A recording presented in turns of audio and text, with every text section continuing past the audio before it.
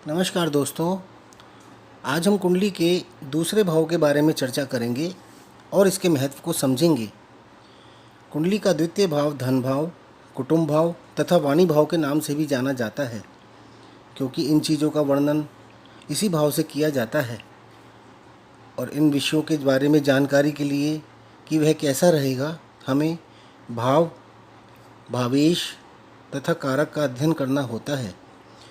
इस भाव के कारक ग्रह बृहस्पति हैं, इसलिए उनकी हमें स्थिति भी अवश्य देखनी होती है।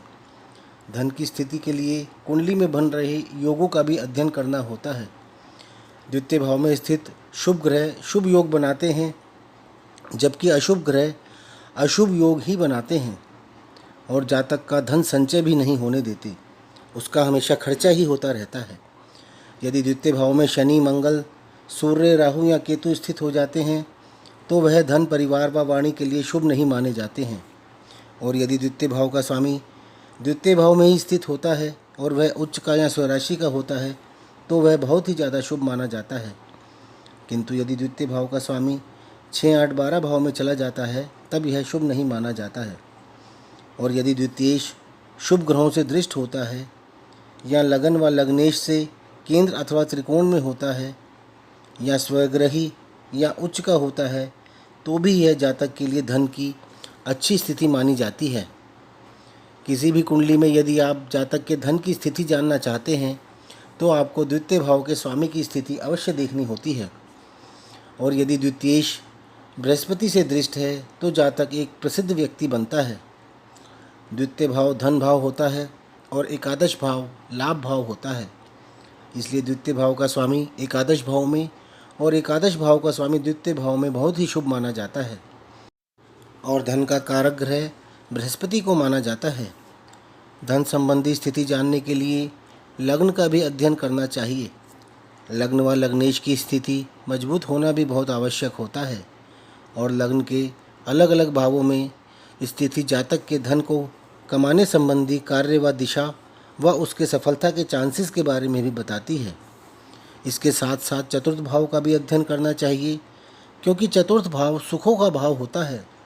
यदि जातक की कुंडली में सुख है तभी उसे धन की प्राप्ति होगी। चतुर्थ भाव सुख के साथ साथ मकान, वाहन व अन्य सुखों की वस्तुओं का भी भाव होता है, जिसकी प्राप्ति धन के बिना संभव नहीं है। चतुर्थ भाव मजबूत होगा तभी जातक को धन की प्राप्ति होगी और तभी सारे सुखों की भी प्राप्ति होगी। इसके अलावा द्वादश भाव का भी अध्ययन अवश्य करना चाहिए, जो कि जातक द्वारा किए गए खर्चों को दर्शाता है, क्योंकि जातक खर्चा तभी करेगा जब उसके पास धन होगा। द्वादश भाव यह दर्शाता है कि वह खर्चा किस प्रकार करेगा और करेगा या नहीं करेगा, अर्थात कंजूस तो नहीं होगा। पीड़ित द्वादश भाव जातक को क्रूर भी बनाता है।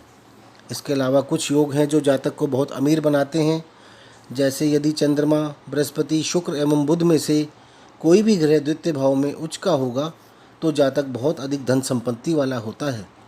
इसके अलावा यदि सिंह राशि का सूर्य लग्न में मंगल एवं बृहस्पति से युक्त अथवा दृष्ट होगा तब भी जातक धन संपत्ति वाला होगा।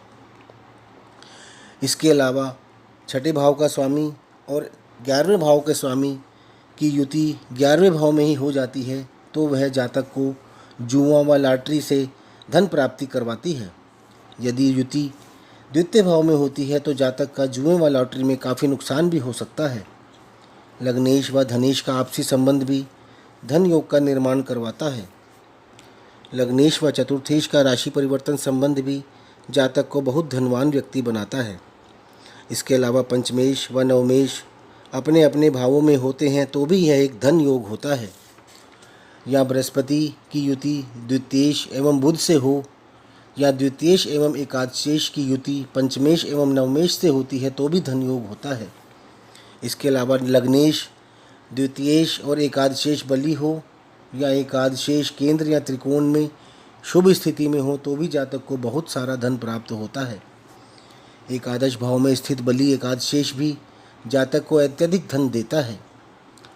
इसके अलावा लगन व एकादशेश या द्वितीयेश या एकादशेश में राशि परिवर्तन हो रहा हो या एकादशेश द्वितीय भाव में द्वितीय भाव के स्वामी के साथ हो तो भी जातक अपार धन संपत्ति प्राप्त करता है। इन सब के अलावा कुंडली में ग्रहों के द्वारा भी कुछ योग बनते हैं जो कि धन की स्थिति के लिए बहुत ही शुभ योग माने जाते हैं। जैसे सभी राजयोग धन प्रदान करते हैं। इसके अलावा पंच महापुरुष योग, लग्नादि योग व चंद्रादि योग, गजकेसरी योग, सुनफा अनफा, दुरुधरा, शुभवेशी व शुभवासी योग भी जातक की धन की स्थिति के लिए बहुत ही ज़्यादा शुभ माने जाते हैं। तो दोस्तों, इस प्रकार से आप द्वितीय भाव के स्थिति को देखकर तथा द्वितीयेश की स्थिति को देखकर और उन पर पड़ रही दृष्टि व युति को देखकर जातक के धन की स्थिति का पता लगा सकते हैं। इसके साथ साथ आप बृहस्पति की स्थिति को भी देख सकते हैं। तो दोस्तों, ये था आपकी कुंडली में द्वितीय भाव का महत्व तथा धन प्राप्ति के योग। आपको यदि ये वीडियो पसंद आया हो तो इसे लाइक ज़रूर करें तथा इस चैनल को सब्सक्राइब भी करें। धन्यवाद।